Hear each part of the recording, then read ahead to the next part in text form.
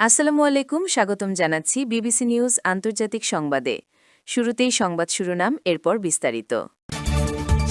White হাউসে পুতিনের ছবি টাঙালেন ট্রাম্প। ইরান ইস্যুতে ট্রাম্প প্রশাসনের সঙ্গে আলোচনায় বসছে সৌদি ইসরায়েল।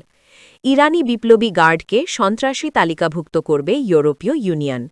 ইরান যুক্তরাষ্ট্র উত্তেজনায় মধ্যস্থতা করতে চায় তুরস্ক। দর্শক, এতক্ষণ শুনছিলেন সংবাদ শিরোনাম। এখন বিস্তারিত। আপনি যদি ইসরায়েলের ধ্বংস চান এবং মুসলিমদের পাশে থাকেন, তাহলে ভিডিওতে লাইক করে চ্যানেলটি অবশ্যই সাবস্ক্রাইব করে দিবেন এবং আপনার মূল্যবান মতামত অবশ্যই কমেন্টে লিখে জানিয়ে দিবেন। এখন বিস্তারিত। হোয়াইট হাউসে পুতিনের ছবি টাঙালেন ট্রাম্প। আলাস্কায় ডোনাল্ড ট্রাম্প ও ভ্লাদিমির পুতিনের পাশাপাশি দাঁড়িয়ে থাকা একটি আলোকচিত্র ফ্রেমে বাঁধিয়ে হোয়াইট হাউসের দেয়ালে ঝুলিয়ে রাখা হয়েছে। অগাস্টে আলাস্কার শীর্ষ বৈঠকে তোলা যুক্তরাষ্ট্র ও রাশিয়ার প্রেসিডেন্টদের ওই পোজ দেওয়া ছবিটি পাম রুমের দেয়ালে টাঙানো হয়েছে। পাম রুমটি ওয়েস্ট উইং ও প্রেসিডেন্টের আবাসিক অংশকে সংযুক্ত করে। ছবির নিচে একই আকারের সোনালি ফ্রেমে ট্রাম্পের ৬ বছর বয়সী নাতনি ক্যারোলাইনা ডোরোথি ট্রাম্পের সঙ্গে তোলা তার একটি ছবি রয়েছে। ছবিটি সম্ভবত সেই একই আলোকচিত্র যা ট্রাম্প অগস্টে ওভাল অফিসে সাংবাদিকদের দেখিয়েছিলেন। তখন তিনি বলেছিলেন, আলাস্কায় অ্যাঙ্করেজে অনুষ্ঠিত শীর্ষ বৈঠকের পর পুতিন তাকে ছবিটি পাঠিয়েছিলেন।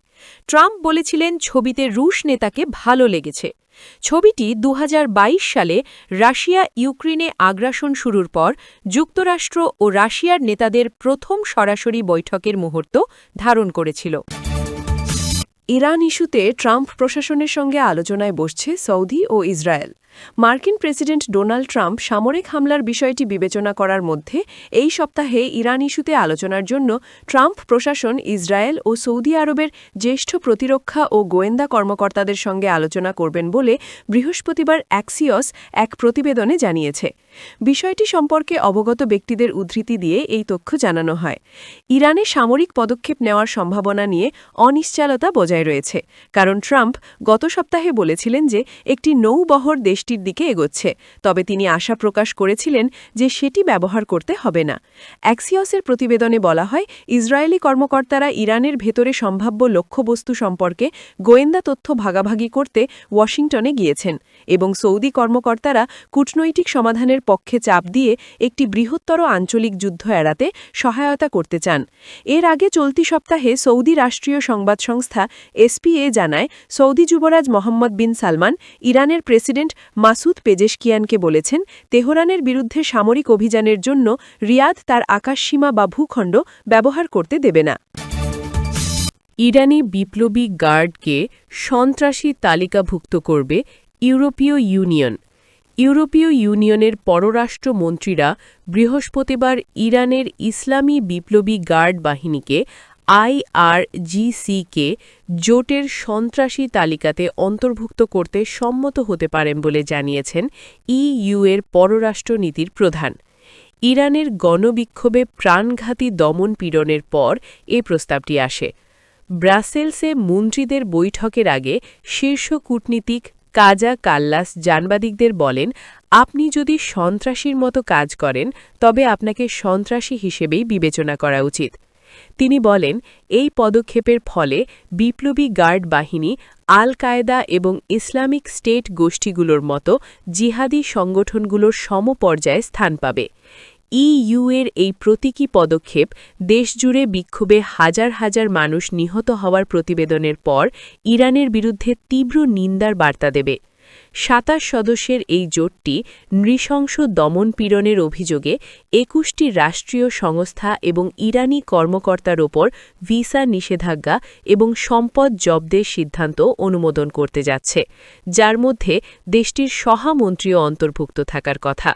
ইরানি কর্তৃপক্ষ স্বীকার করেছে, বিক্ষোভের চলাকালে হাজার হাজার মানুষ নিহত হয়েছে এবং নিহতের সংখ্যা ৩,০০০-এরও বেশি বলে জানিয়েছে তারা। তবে তাদের দাবি, নিহতদের অধিকাংশই নিরাপত্তা বাহিনীর সদস্য অথবা দাঙ্গাজিদের হাতে নিহত পথচারী। ইরান যুক্তরাষ্ট্র উত্তেজনায় মধ্যস্থতা করতে চায় তুরস্ক। ইরানের পররাষ্ট্রমন্ত্রীর সফরের সময় তুরস্ক শুক্রবার ওয়াশিংটন ও তেহরানের মধ্যে মধ্যস্থতার প্রস্তাব দেবে বলে কর্মকর্তারা জানিয়েছেন। একই সঙ্গে বিরোধ পরিস্থিতি আরও তীব্র হলে ইরান সীমান্তে নিরাপত্তা জোরদারের বিষয়টিও বিবেচনা করছে আঙ্কারা। ইরানের পররাষ্ট্রমন্ত্রী আব্বাস আরাগচি শুক্রবারের তুরস্ক সফরটি এমন এক সময়ে হচ্ছে যখন চলতি মাসের শুরুতে ইরানে প্রাণঘাতী সরকার বিরোধী দমন-পীড়নের পর যুক্তরাষ্ট্রের প্রেসিডেন্ট ডোনাল্ড ট্রাম্প তেহরানের বিরুদ্ধে সামরিক হামলার হুমকি দিয়েছেন। একটি মার্কিন নো স্ট্রাইক গ্রুপ সোমবার মধ্যপ্রাচ্যের জলসীমায় পৌঁছেছে। এ সময় ট্রাম্প সতর্ক করে বলেছেন, প্রয়োজনে ইরানে হামলা চালাতে যুক্তরাষ্ট্র প্রস্তুত, ইচ্ছুক এবং সক্ষম। তুরস্কের পররাষ্ট্রমন্ত্রী হাকান ফিদান শুক্রবার আরাগচিকে জানাবেন, তার দেশ সংলাপের মাধ্যমে বর্তমান উত্তেজনা নিরসনে অবদান রাখতে প্রস্তুত। এমনটাই জানিয়েছেন একজন তুর্কি কূটনৈতিক সূত্র।